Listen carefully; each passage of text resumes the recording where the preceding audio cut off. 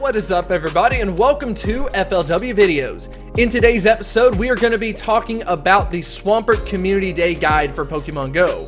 We do have a lot of potential information coming out, so if we end up getting some type of update between now and Community Day in regards to Team Rocket, for example, I will keep you up to date on that news, so make sure that you hit that subscribe button. But today we are going to be talking about the Community Day, the features like we normally do, but then secondarily, I'm also going to be talking about the new appraisal feature and how you can use that to your advantage. I'm going to be talking about some high-level search strings as well as how you can just basically use it to cut down the time that you spend transferring Pokemon, trading Pokemon, and then of course appraising them, which is going to be huge. I cannot tell you how much time ends up getting spent in past community days that we will no longer have to spend anymore. So I am very excited to talk about that. So make sure you stick around for the back half of the video. But first things first, we're going to talk about the features of the event itself.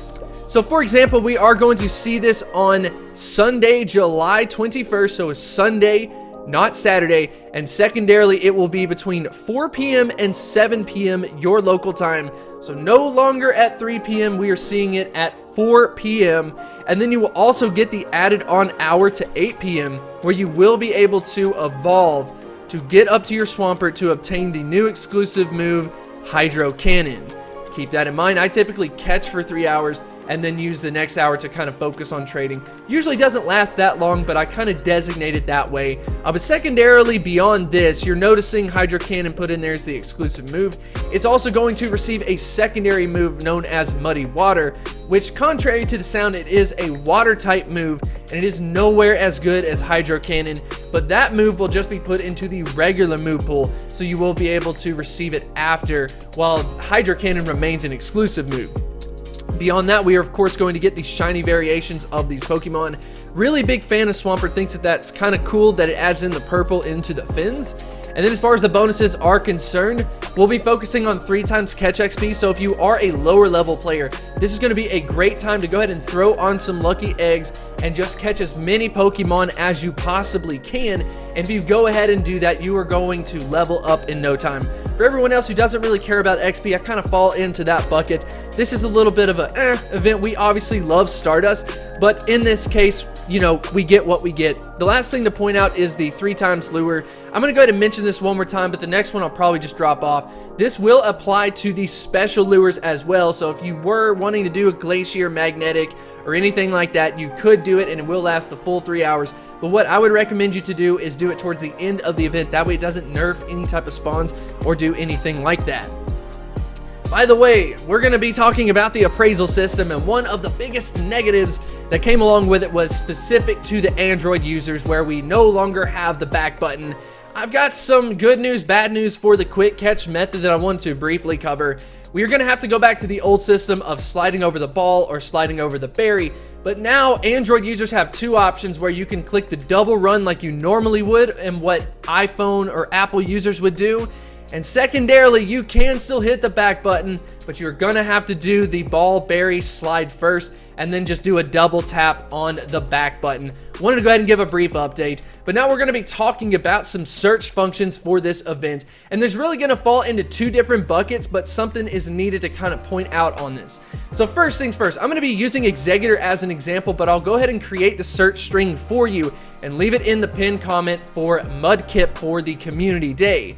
So when we talk about Executor, for example, we got some new search strings that we can use to our advantage where Pokemon get put into different categories. The higher up the number it goes, the better off it is. For example, a 4-star would mean a 100% IV Pokemon, so you're definitely going to want to check that. But the first thing that we're going to do is focus on bulk transferring. So if you go ahead and use the search string that I have in the pinned comment, we're going to be focusing on the 0, 1s, and 2s, the ones we probably don't want, and we're going to focus on mass transferring. But there is one catch, and please do not make this mistake, and it is simply, don't forget about those high level ones, maybe the weather boosted ones, or maybe like a level 30 variation. They could end up falling into this bucket, but those will be the Pokemon that you will want to trade to try to re-roll, to try to get lucky with some of your friends. You do not want to transfer the highest CPs of the lowest tiers, if that makes sense, because those are the perfect Pokemon to trade, so keep that in mind. When we move over to the opposite side, we're talking about Pokemon that you probably want to keep. Go ahead and run the search string, but this time you're going to do the 3-star/4-star. These are the ones that you are most likely going to want to power up, not necessarily trade, so you don't want to transfer anything unless they're just like really far down there. But these would be the highlighted ones that you may want to go ahead and try to power up yourself, try to evolve it, get that Swampert with the exclusive move. And if you want to go ahead and check it out just to see if you end up with that 100%, you can go ahead and do that by just doing a 4-star instead. But hopefully this is helpful. I thought it would make a lot of sense to point out, focus on how you can get rid of just a ton of them, how you can focus on the ones that you would potentially want to evolve, and then of course the ones that you would want to trade. We've got so many advantages with this new appraisal system, even going through it very quickly side by side by side by side. That may make a lot of sense when you get down to just like the 3s and 4s, but I wouldn't spend too much time on that. I do think that the regular categories of the 0 to 4 is definitely what you need. It's a little bit more oversight or a little bit more macro, but it is definitely going to help out on this community day. But anyways, I hope you did enjoy the video. Hopefully this was helpful. And if it was, let me know in the comments section below. How excited are you for the Swampert Community Day? Let me know in the comments section below, and I will see you next time.